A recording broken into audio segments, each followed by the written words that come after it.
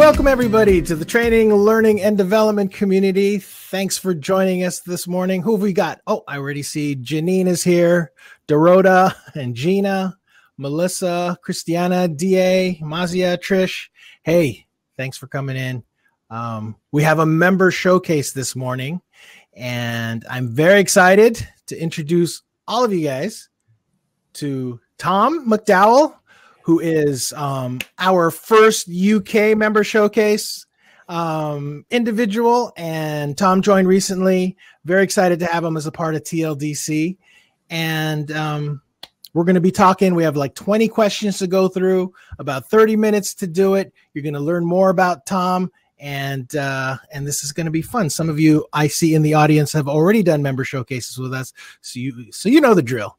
And so feel free, if you've got any questions for Tom, post them in chat, add them to the Ask a Question area. But with all that said, we're just going to get into it. So, hey, Tom, how's it going this morning? Yeah, good. It's not gonna lie, it's already been a long day here in the UK. That's it's client catch-up day for me today. So it's been a long one, but I've been looking forward to this. Nice. So we were just talking earlier in the green room about how you kind of our D&D episode is kind of what caught your eye about TLDC. So before we get into these questions, well, let's answer this one first. Where are you located? So I am in Swindon, which is a town a little south of London, that kind of part of the country. Lovely. So there you go, Kim. Swindon. And so about that D&D episode, how long have you been playing D&D? How long have I been playing? That's an embarrassingly long question. Yeah. I've probably been playing D&D for upwards of 18 years, somewhere in that ballpark. Wow. And I'm not gonna lie, it's not just D&D. I'm a proper nerd. I've got war games miniatures. I've got adventure books. I've got you name it. I've got everything that builds up the stereotype. That's you're the real deal. You know, now it's funny. Last night I was listening to I was watching some guitar players on YouTube, because that is, like, of course, as you can see, a big thing for me too. And there was this guy Phil X who was talking about how he thinks nowadays the new nerd is actually guitar nerds. And so it's, so you're legit because you've got a guitar hanging right there behind you. There's no conversation as there's no conversation as nerdy as when you get together and start talking amps, pedals, and no, and we cannot do that. If that's something you can talk, we better not do that, because we can get into major problems there. Absolutely. All right, so let's talk about some of your education related stuff. Let's get into it now. Evolve Learning Design. Yep. That is a consulting agency that you own? Yep, absolutely.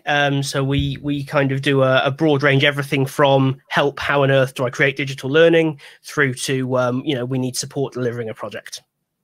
That is awesome. And you also do a podcast. You do the Ideas podcast.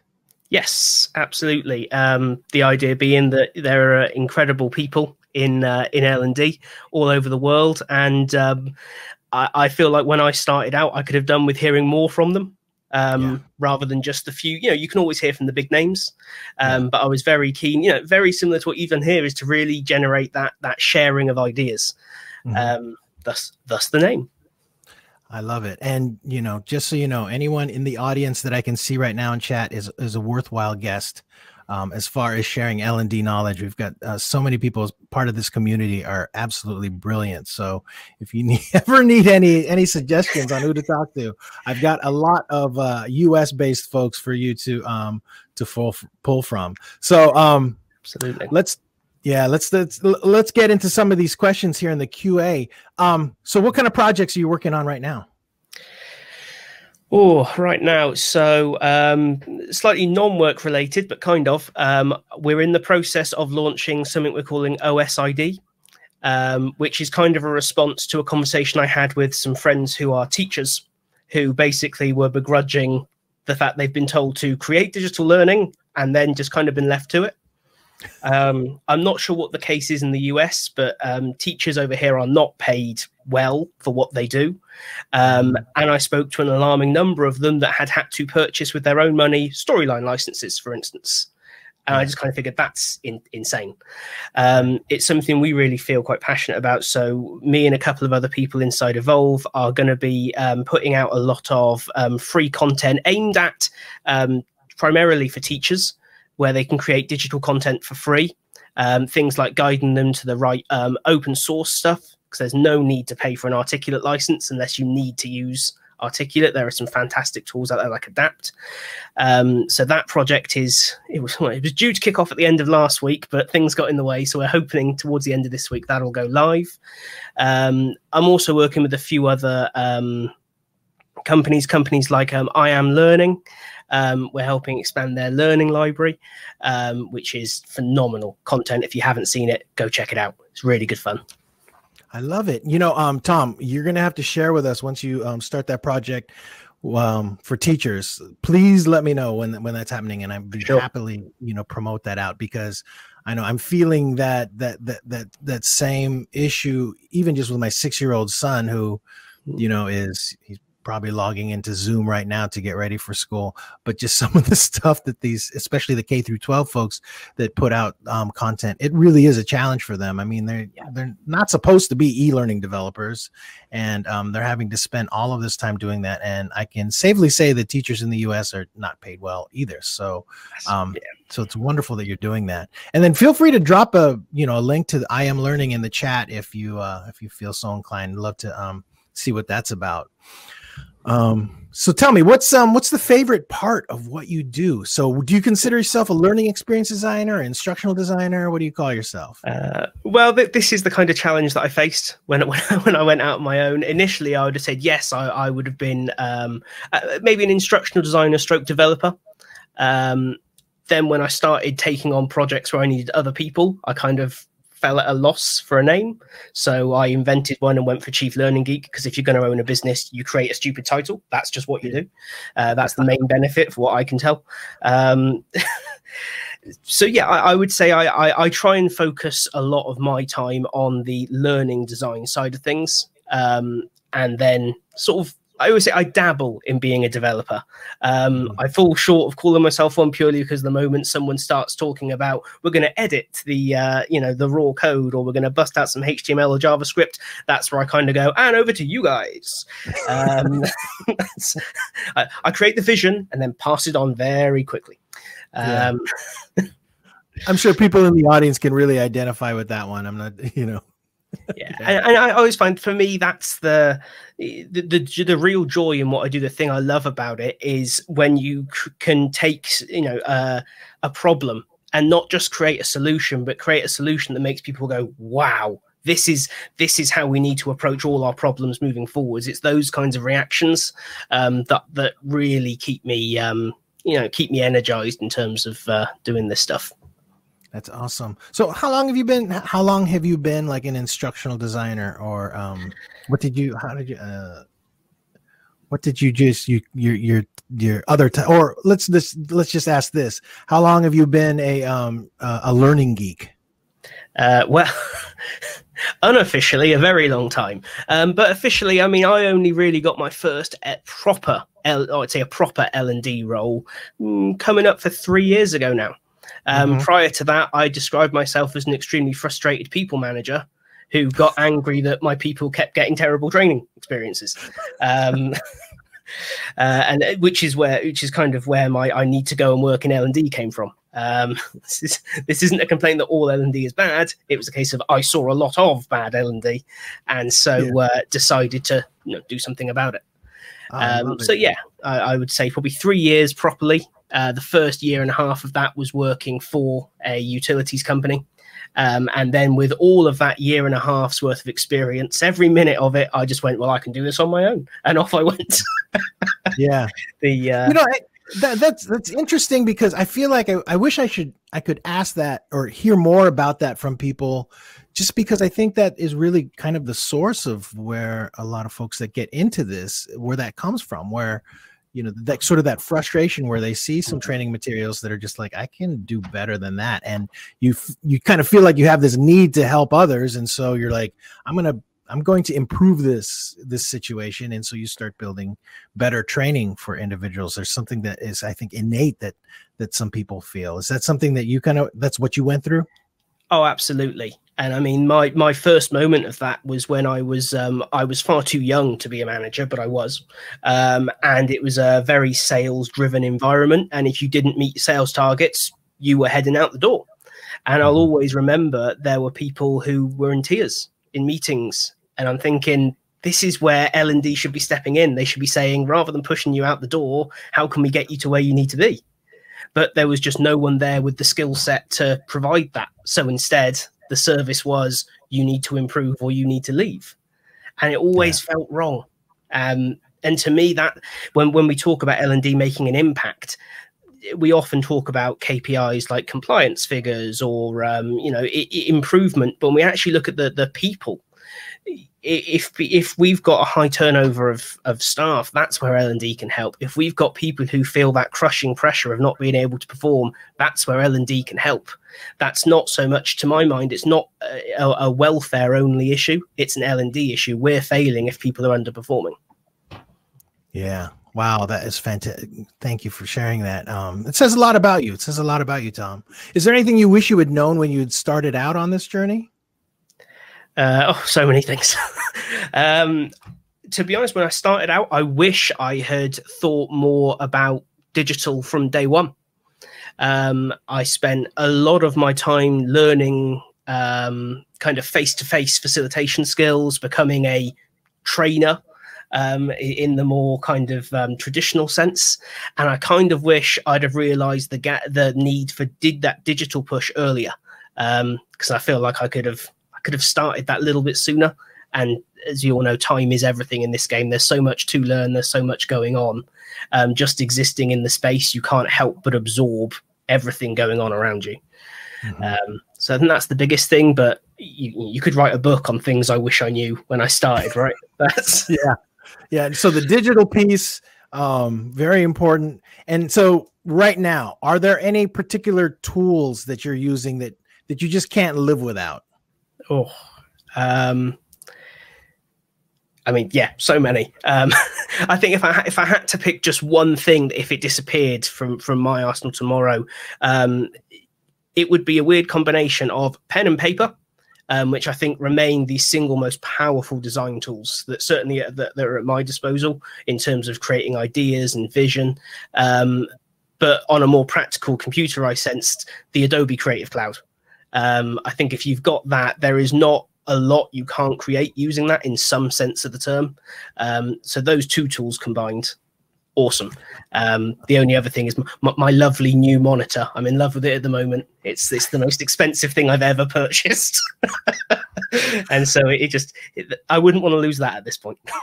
Isn't it crazy? It's crazy because, nowadays, especially, we're spending so much time in front of a screen that actually having a really, really good monitor can make a huge difference. I've noticed it myself because, before I went on, before I had to, when I was still working in the office and not working remotely, I had just kind of a very cheap monitor that would sit in front of me. And then after, moving to the home environment and just staring at it all day, I'm like, I got to get my work monitor because this thing is horrible. And it is important. I can't emphasize that enough. So how do you continue to keep learning about your profession as your career just proceeds? Like, do you have any strategies for maintaining your professional development? Yeah, so I mean, I find that it's usually the first thing you drop when you get busy. So making it a constituent part of my job. I don't see my professional development or anyone that works in or with Evolve, their professional development's role as being outside of what we do. It's a core part of what we do. And it's little things. You don't need to. I enroll in a lot of courses. whether it's LinkedIn Learning courses. I think there are very mixed opinions of the quality of LinkedIn Learning. And don't get me wrong, I've enrolled on some courses and unenrolled very quickly once we got started. But equally, I found some phenomenal stuff on there that you can spend 10 minutes in the middle of the day in between, you know, 2 client calls, or when you've just exported a piece of work or you're rendering a video out.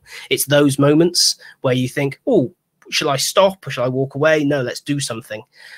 Services like Learning Science Weekly, to get an email that pops into your inbox every week with 2 or 3 of the newest learning science research papers. And yes, you've got the links to the full papers, but you've also got a very, very short kind of like 2-paragraph, here's how to apply this new understanding to what you do. Those kinds of services that are free, drop in your inbox, really give us no excuse not to continue to develop. Yeah, totally. That's weird. You know, I just got an invite, I think, to that Learning Science Weekly. I'd never seen it before. And I'm like, how did I, you know, how did I get this invite? But then I was taking a look at it. It looked fascinating. So you recommend that one, huh? Oh, without a shadow of a doubt. I signed up a couple of months ago, and interesting enough, about 20 minutes before this call today, one came through, and the first article was about split attention between having voiceover and text all going on at the same time. And I've been having this debate with someone this morning and struggling to get my point across. So I just went, right, copy, paste, read this. You will now understand what I'm trying to tell you. The number of moments like that, it's so useful for. To be able to not just say, trust me, I'm an expert, which I never like that. No one believes it. You make yourself sound silly when you say it. But when you can say, this is why, and here's some science to back that up. Here's a research paper. I don't think 99% of the people I send them to read the research paper, but the fact that they know I've got that behind it adds a lot of credibility and, you know, can really help with those otherwise quite challenging discussions. I love it. Hey, if anybody in the chat can look up Learning Science Weekly and want to drop that in there, I'd love to have that so that I can post it in the show notes. So Tom, what other kinds of jobs have you worked before your 3 years as working officially as a Learning Geek? What else did you do? Thank you, Janine. So right before that, I was a manager at a self-storage company. We run a I always say we run. I've got a lot of passion for that business still, which sounds weird as a self-storage business, but the people were phenomenal. You know, I credit my time there with me being able to get my job that follows, because they ran such a lean business that every manager or assistant manager in the area took on a secondary role. So I jumped on area L&D support. And that's where I really started playing around with the idea of, you know, digital versus face-to-face versus, you know, remote support and handouts and things like that. Prior to that, I was a deputy manager at a phone retail store. That was exciting, and that's the role in which I was far too young to be in any kind of management role. I didn't have the required skills, but I think that was part of the business model, to be honest. That business is bust, I can say that now. Prior to that, I worked several sales roles, and originally my first kind of job was as a network deployment and troubleshooting role in IT. So that was joyous. I love computers, but if there's anything that will make you hate them, it's network deployment and troubleshooting. Wait a minute. So you've got a bit of an IT background. Yes. Yeah. I went when I sort of went to college and everything. I did the most bizarre combination of practical IT networking and theatre lighting and sound. Hoping to go, I'm going to be a sound technician. I'm going to work in recording studios, and then going, this is the world. You need to find a job. And so went into IT, obviously, and then learned that if there's one thing worse than a malfunctioning computer, it's end users, and therefore left IT very quickly. Oh, that is great. I have a similar background. I actually have like a bunch of network certifications. They're like really, really old, but I used to build out networks, and that got really, really boring really, really quick. Yeah. But anyway, at least at home I can troubleshoot my wife's computer when I need to. So that's basically what all that is good for. That's why I tend to stay very quiet to friends about the fact that I did that at one point, because otherwise you know what's going to happen. Absolutely. So how about right now? Do you have any skills that you're building? I mean, always, but specifically at the moment, the weakest, I always say the weakest string in my bow has always been graphics and visual design. I can imagine what I want, but that step between imagination and something coming out on a computer screen or on a piece of paper, something goes horribly wrong. So I'm really trying to focus in on I'm never going to be an artist, but what I need to get to the point of is where if I need to do something simple, I can do it myself rather than constantly going to someone else. Other than that, I think it's primarily for me, it's a top up of that understanding of learning constantly.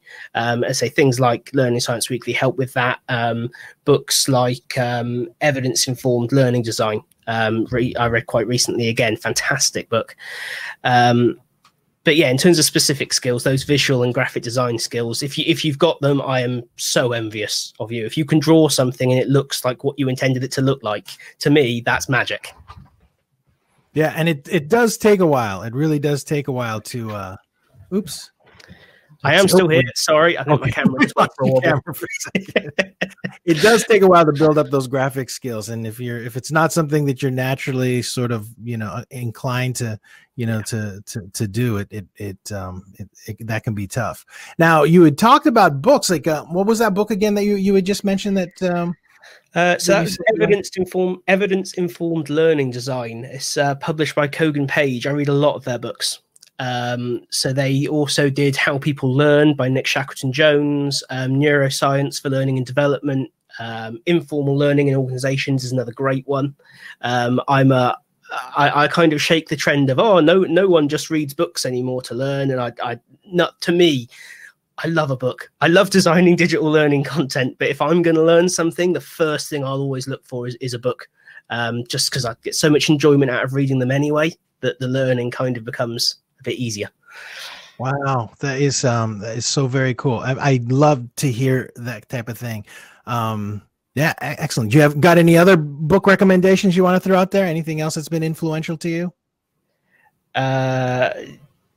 Cool, blimey, there's I've got bookcases of books set behind me. Driving Performance Through Learning and Development. That is a great book for really getting us to ask those core questions whenever we're designing something around why are we designing it? What does it exist for? A core sort of sales and leadership question: does it make the boat go faster? And if it doesn't, stop wasting your time on it. Yeah, totally. Kim's making a recommendation for you for Connie Malamed's visual design solutions. And we can definitely vouch for Connie. She's been on TLDC in the past, so check that out if you're interested in absolutely graphic stuff. How about let's talk about like maybe a project that you're especially proud of that you'd kind of want to brag about. There is something. There is a really great project that I loved doing. When I was at Thames Water in my first L&D job, there was not a lot of digital there. And there was another chap who kind of became, I would say, he kind of became my first L&D, my proper L&D mentor, a guy named Phil Lord David. He was at Thames. He'd been there for a while. He was really trying to bring digital in.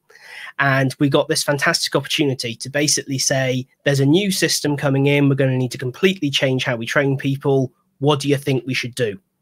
We had one of those weeks in a room with whiteboards, and you just go, what would be amazing? And we had learning lounges, tablets, no face-to-face training unless you wanted it, the ability to book time in with a trainer when you needed it rather than this. And we pitched it to them fully expecting that kind of, okay, yeah, no, move on. And then we got back, okay, yeah, go make it happen. At this point, I'd worked in L&D for maybe 8 months, and Phil had several years more experience than that. And we had kind of that moment. It's like, you weren't supposed to say yes. You were at least supposed to tone it down a bit. But then for the next year, basically we spent, they made us part of the project. We got a project manager in who was fantastic. She did a phenomenal job.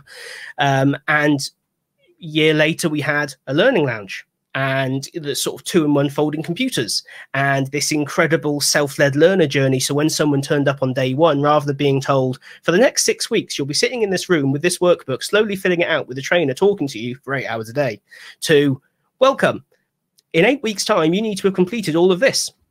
Have at it. Let us know if you need help.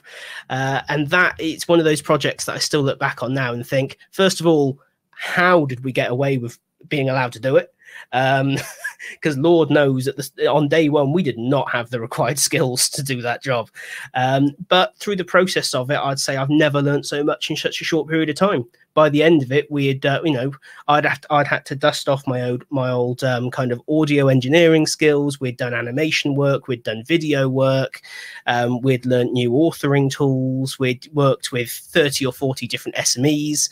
I would, if I could bottle that experience and say to someone, this is how to become a better designer in the space of a year, that would be it. Wow.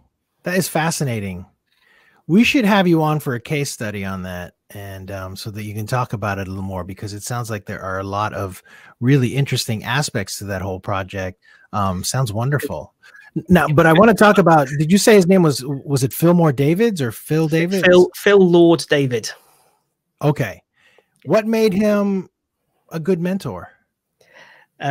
More than anything, a genuine passion for what he does, a love for creating great learning experiences. It helped for me that Phil came from a graphic design background, but then in a kind of similar sense to me, had gone through being a salesperson, a people manager, and had come to L&D from a frustrated people manager position. I think there are probably a lot of us out there, but that really helped me, because I immediately went, right, there's something, I can connect with that. Also similar to me, naturally quite an introverted person, not the big loud trainer at the front of the room waving their arms around and singing songs. And so that was nice to see. Coming into L&D, you see a lot of people, and when you learn more about them, you realize that they're not all as extroverted as they seem to be. But on the surface, for someone like me, it was a bit kind of like, no one here is like me. I don't know how to maybe communicate properly with these people who are so open, apparently at least, with their emotions and their feelings. And but more than anything, his passion for creating great learning experiences kind of just went, yes, that's what I want to be. That's something that I share. And I think, when looking for a mentor, deliberately or kind of passively, like I was, that passion can't be faked. I love it. Do you still keep in touch with them? Oh yeah, we still work together regularly. It's fantastic. As I say, I've kind of, when I went out on my own, he left Thames Water a little bit before me. But he's now, I'm not just shilling for a friend, he's now the senior learning designer at I Am Learning that I mentioned earlier. So I occasionally still do work for them. Or regularly do work for them, in fact. And it's fantastic to still then get to come in and see what he's doing. And as I say, it is fantastic stuff. It really is. Very interesting. Okay, so let's see, we're almost at the end of our broadcast, but let me ask you a few more questions just to get to know you a little better. Your best friend, how would you describe what you do for a living? Or she? I would hate to ask, to be honest. We don't really have those conversations. Probably say that I sit in a dark room for 90% of the day creating or playing around with cartoon characters, if I'm honest. Oh, that's great. I can totally identify. People really have no clue what I do, and most of the time I don't either. So I guess I can't really be that critical of it. And as a podcast host, if you were interviewing yourself in a podcast, is there something there's a question that you would ask yourself? I saw this one in the list and couldn't think of anything, to be honest. I kind of always describe myself as the dullest person I know, but I think that's how everyone feels about themselves, I hope. I think that probably the question I'd ask is, you know, as I asked for everyone that has come on the show, is, you know, how did you end up where you are? Why did you end up being an instructional designer or a developer? Because no 6-year-old at school, when asked, ever says, I want to be an instructional designer. And I find those how you got to where you are stories fascinating. How about this? Let me ask you this. If you weren't an L&D professional, what do you think you'd be? I think I would probably I'd have probably gone back to IT eventually. I wish I could say I'd go and be a video or audio developer or editor, but I probably wouldn't have. I'd probably stayed in IT. Interesting. So recording engineer, that's kind of like, you know, a side thing that you wish you had pursued? Yeah, absolutely. I get to, you know, bust those skills out occasionally with a bit of voiceover work or some sound effects or something like that, but not as often as I would like. What do you use for your for all your audio needs? Really depends on what I'm doing. I'm a big fan with instruments of Reaper. I think it's a phenomenal recording suite. The sheer range of plugins are great. If it's work related content in terms of learning, it tends to be Audition, which is not the snazziest, but when you're just working with voiceover, it's quick and easy to use. Absolutely. Audition is great. In fact, who was it? I saw someone, Myra Roldan, I think, is doing some Audition tutorials. Like I saw her posts on LinkedIn. So, and that's a part of the Adobe suite if anybody's interested. And being able to work with audio is pretty important. It's probably something that isn't talked about enough, but having good audio is actually a really, really big deal. Now, I'm going to just throw this one out there because Janine added it to the QA, but she had asked just your opinion. What if a company doesn't have the budget to purchase some tools? Do you ever run into that challenge? Do you have any recommendations for that? Yeah, absolutely. That's a big part of what OSID is going to be. There is no need to buy any tools to go digital, none at all. There are open source authoring tools, video and audio editing tools. Most of the people on the planet own a phenomenal 1080p or 4K camera and microphone. It's your mobile phone. There is no need to spend money to go digital. If it's audio, you've got Audacity. If it's video, you've got DaVinci Resolve has a free version, and that DaVinci Resolve is used by movie studios in Hollywood. So there is no reason to say it's a cut down tool. Authoring tools, you've got Adapt is my personal favorite as an open source authoring tool. Money should never be an obstacle to creating effective learning. Never. Oh, that is great. We should, we need to talk about that one too, Tom. I'm sure that would be a great episode to discuss because, you know, I think we don't talk about open source tools enough. L&D can be is a very vendor driven industry. And especially just having like the Adobe suite kind of just thrown at you constantly. And, you know, and then of course we are always talking about, you know, Storyline, Captivate, you know, just a myriad other tools that are out there, but really there are quite a few, you know, open source tools and, you know, even LMSs, right? You know, oh yes. Yeah. So I mean, it's a big passion for me because I mean, I run Linux. I don't even run Windows. So I believe open source is the way forwards. If I could do away with everything that wasn't today, I would. Not realistic at the moment, but the future, who knows? So one of the big, so I had said in the promo for this was we were going to find something out like, oh, what did you say? The statement you had about dragons. Yes. So learning should be as exciting as fighting a dragon, but safer. Right. So this is This is the phrase and the marketing that I launched Evolve with. We've got a little character called Evo. He's dressed up as a knight in the banner, fighting off a big fire-breathing dragon in front of a castle. It's great. That stems from me being a complete and utter nerd, and having an ongoing D&D joke with groups that I play with. Whereas whenever as level 1 characters they go into a dungeon, I'm obviously going to have a dragon sat in a dungeon because that's the game. But a dragon at level 1 is not going to happen. So they have kobolds, which are like little blue lizards that run around and really aren't much danger to anyone. So they're just like fighting a dragon, only safer. And I think learning should be the same. Learning should be really exciting. Excitement means it needs to come with consequences. If you make a wrong decision, something negative happens, but it needs to be safer than real life. Certainly safer than fighting a dragon. So it's kind of a combination statement about me and my approach to designing learning. I love it. I love it. Tom, I have a feeling there are going to be a lot of people that are going to want to connect with you and reach out to you. You have just like some really, really fantastic answers to all these questions. And so how can people connect with you online? Best place to get hold of me is LinkedIn. Send a connection request. I'll always happy to say hello. I am on Facebook and Twitter, but will very rarely respond if I'm being entirely honest, because I just don't pay attention to them enough. They move too quickly, which is a terrible statement to make as someone who's supposed to be into technology. But yeah, jump on LinkedIn, say hello. I'll always happy to have a chat. I can definitely testify that anytime that I sent a message over to Tom on LinkedIn, he immediately replied. I'm like, does this guy even sleep or what is happening here? So very rarely. In fact, I have your profile up. I'm going to paste it into chat.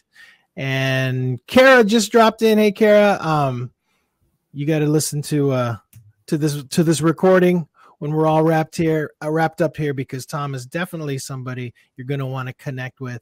And Tom, I want to thank you for taking the time out today and for joining TLDC and helping support our community. And I have a feeling I'm going to be reaching out to you for a couple more broadcasts, because this sounds like a lot of fun. And if you need any promo or help or anything at all with your ideas podcast, please let us know. Yeah. And so thanks again for sharing your afternoon with us. Oh, it's been an absolute pleasure. Thank you so much for having a chat. It's nice. All right. Okay, everybody. So tomorrow I've got Vanessa Alzadi coming on for another member showcase. That's going to be a lot of fun. And then Thursday, Kristen Hayden Safety is going to be doing a community discussion on favorite or what is your most helpful non-ID skill, which I'm going to start something in the Slack channel about that, tldchat.us. If you jump in there, I'm going to set up a topic, because I think I'd like to start that conversation a little early so we have something to bring to it on Thursday. And then Friday, Alan Natachu is going to be in for another showcase, and so you can learn more about him. Tom, thanks again, everybody. Thanks for dropping into the broadcast, and we'll see you next time.